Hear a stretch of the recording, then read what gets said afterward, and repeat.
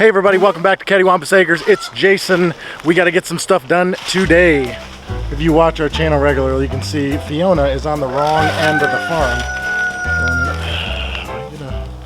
There she is. She can be sort of friendly. Look at those ears. Donkey ears are something crazy. They're like satellite dishes. Man, and those things will turn. She can hear something from a mile away. So we got the Weathers in here. Buford, Bojangles.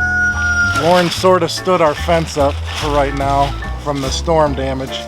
It's sort of working-ish, not really, but we're gonna fix that soon. Ollie's by himself for the moment, but it won't be for long. It's all right. He's doing okay. He likes having all the food to himself, right, buddy? Hey, buddy. Let's go and check on Miyagi. Miyagi is just surrounded by ladies right now, so. You would think he would be super happy, and I don't know if this is happy yelling that he's making, but let's go check on him. You'd almost think that we don't feed anybody because everybody's so loud. Let's go check on these ladies and one gentleman. Oh, hello. Luna. Hi, Luna. Say hi.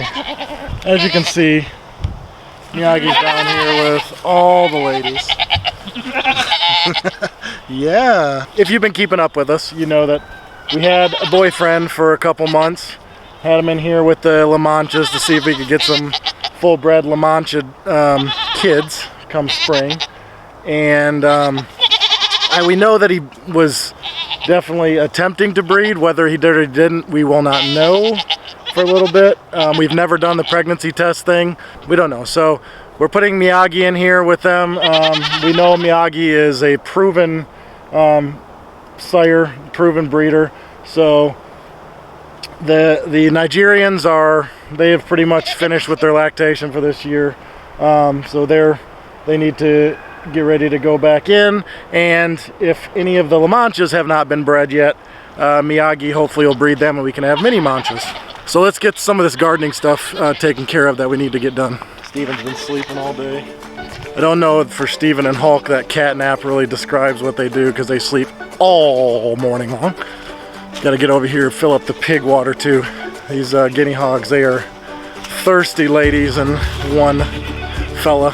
Side note, we picked off some lemons off our Meyer lemon tree and Ellie made herself a cup of lemonade, and check this out. As I expected, we're getting some blooms on the Meyer lemon, so we're just going to keep an eye on it. If it starts getting really, really cold, we will move them to the greenhouse. Orchard is still orcharding. There is our peach tree, our snow angel from the last video when we pruned that. If you haven't watched that, I'll put a link up in the corner so you guys can check that out. Now, since we're out here, check out the cover crop.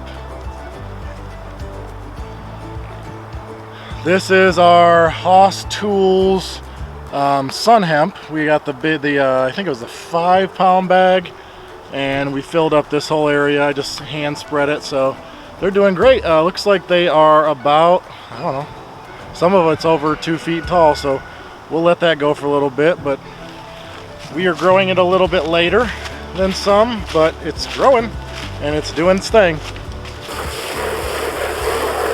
Ladies are thirsty. They're looking good, huh? If you're new to our channel, these are guinea hogs that we're going to be butchering this year, mainly for whole hog and sausage. So we are looking to move out of this breed and move on to some traditional feeder breeds. The reason we're switching to a faster growing pig is because we moving them around a lot and keeping them for up to like 2 years. That's a lot. That's a lot more. They take up some space, and so that's a lot more than we really want to deal with. And we want to have some good turnaround so our family has some good food, and so we don't have to wait for quite as long to harvest any of our pork. So that's it. We like the breed. They're cool. We haven't had any issues with them, but any animal that is a heritage breed that you're raising is going to take a lot longer to get to butchering weight. So we're gonna take care of them. Hopefully have a good couple of hog roasts, which will be new to us, so we'll take you along for that. It'll be quite an experience. And we're gonna do some sausage and hopefully get some, render some lard off of these pigs that we can use in many places. What you thinking about, Jelly Bean? Huh? Thinking about this water? Thinking about that water right there? You thirsty? All right. So I'm in our enclosed garden, and oh, let me show you this too. This is pretty cool. We've been eating on this lettuce. Ugh. Beet starts. I don't recommend. Just start them from seed. We've been eating this leaf lettuce almost every day. We gotta harvest some today, bring some to a friend of mine who's a vegetarian. Damon, you know who you are. So the cabbage is doing pretty good. It's got a few bites on it, but when we tried to grow cabbage in the summer, the stuff gets destroyed. Kale looks good. Take a look at that. Yeah, kale's looking good. I did want to take a quick second to remind you that if you have not subscribed to our channel yet, please consider helping us out and hitting that subscribe button down below. And as a lot of you know, the subscribe button is nothing without hitting that bell next to it. The bell is how you get up to date with everything we're doing here on the farm. And if you like this video, give us a thumbs up so we know that we're doing okay and we need to keep doing videos like this. Let's get back into it.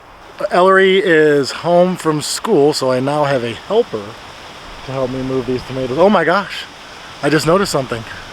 Show them. This girl got some braces today. While I was at work, Lauren took Ellery to the orthodontist and she's getting some braces, huh? Straighten out them chompers.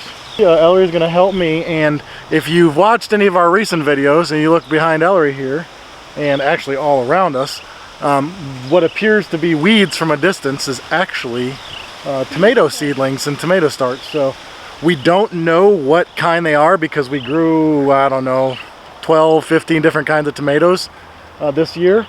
So we're just gonna go for it. I think experimenting in gardening and stuff is really good because this doesn't cost us anything. These are already here, they're just growing. And so I'm gonna try, if I can do it gently, try and use this little bulb planter thing. And we're gonna try and use this to move these tomato seedlings here into the pots that are over here. We're gonna give it a go. If it doesn't work and they all die, is what it is. And our goal is to take them from here, move them into our greenhouse, and then come January, February, we're gonna take a look and see what they look like. And if we might have some massive tomatoes starting over the winter. So we'll see. Ellery, if you can direct that tomato gently into the bulb planter here. We're gonna go straight down.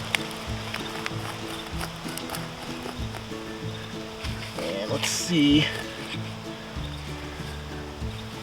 All right. Hey, it worked. It worked for now.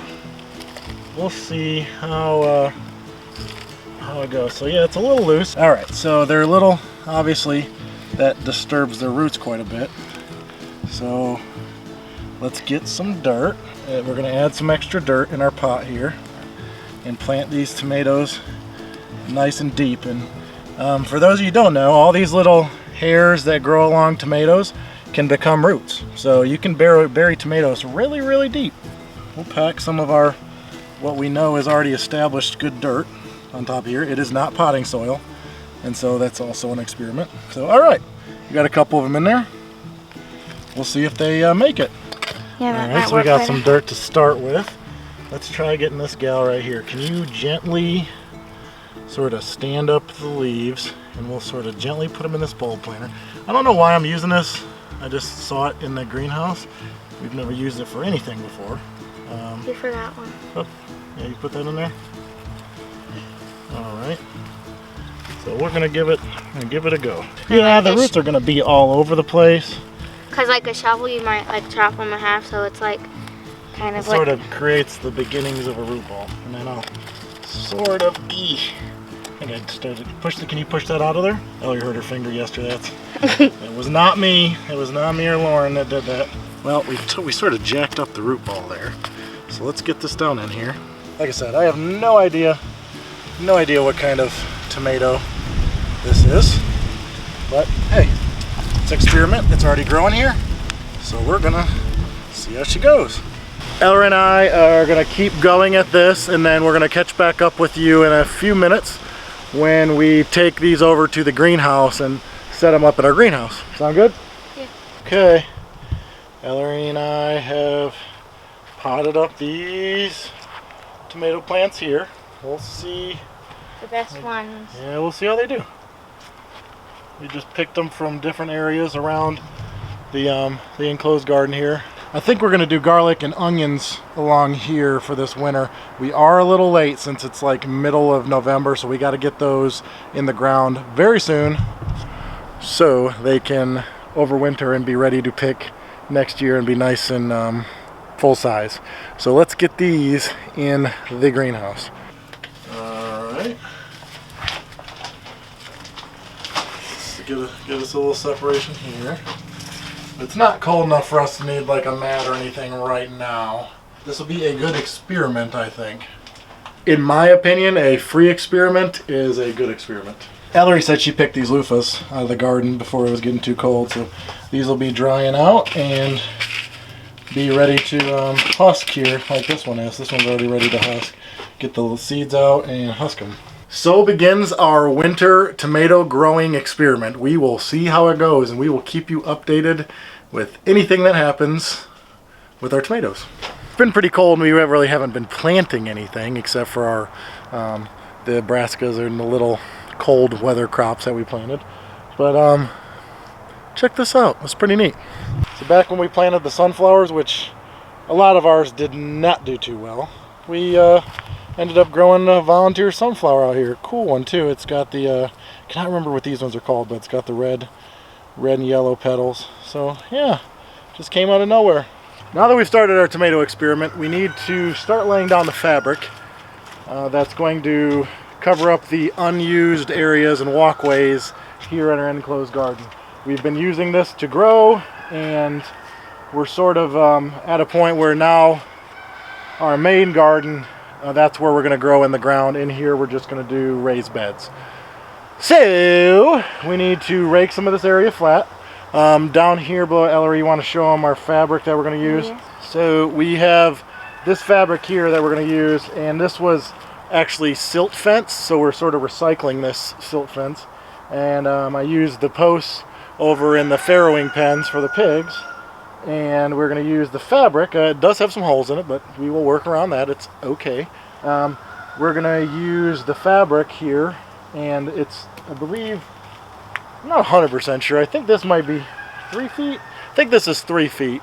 And the stuff that we get from DeWitt that we use in the big garden that we rolled up, that is 4 feet. And so these aisles, I think it'll fit better in these aisles. So we're gonna start laying this out and lining out where we want our raised beds. Sound like a plan? Sure.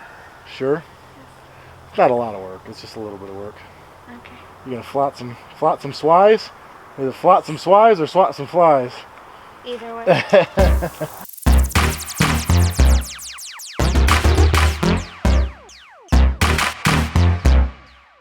I was right, this stuff is 3 feet. If you haven't seen any of our garden videos, we use these staples. They're very good. Get them on Amazon. I'll try and remember to put a link down below.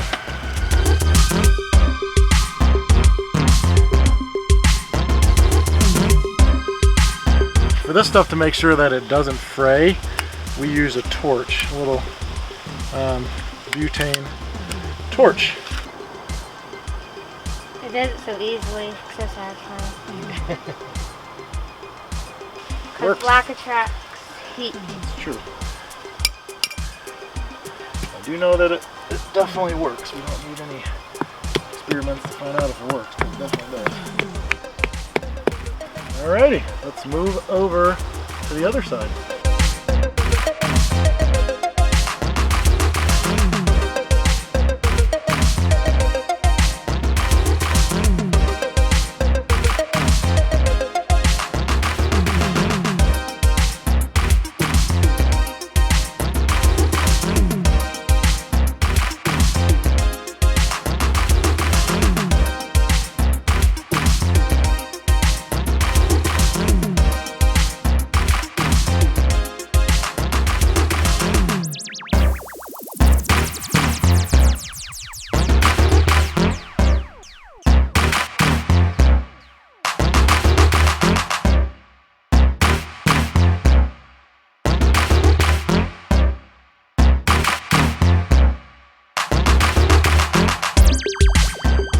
Okay, for the most part, we finished the perimeter of our landscape fabric, or garden. This is garden fabric, I guess is what it really is.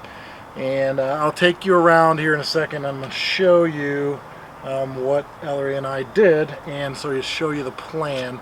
Real quick, I want to show you, as you can see, the edges here, over here and over there.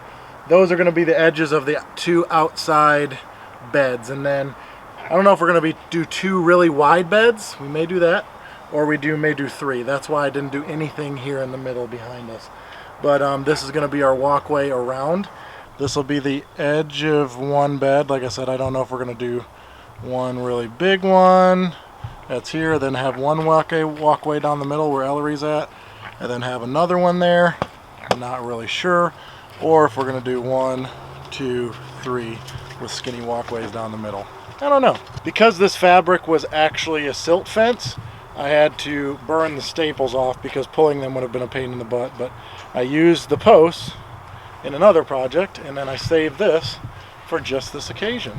As you can see, we go all the way around. I burn a little corner around there, and so this will stop our perimeter weeds. And basically what we're going to have inside of here is just raised beds. Comment down below if you think we should do 3 skinny beds, like here, here, and here, or if we should do 2 wide beds here and here with a walkway down the middle. So let us know down below what you think. Well, for now, that's all the garden experiments we're going to be doing for today. Please let us know down below whether you think we should do 2 wide beds or 3 skinny beds. Actually, it was a viewer who recommended that we use the silt fence instead of purchasing the full rolls of garden fabric. I don't know if it's cheaper because the silt fence is pretty expensive too, but we'll see. We'll see how they hold up and which one holds up better or worse and everything. And we don't really have access to any used silt fence. We definitely try things that subscribers suggest. We've done it several times now, and you guys come up with some really, really good ideas, and we thank you so much for that. To everyone watching, always remember that when you homestead, you're home fed. Make sure you guys keep tuning in. We'll see you next time.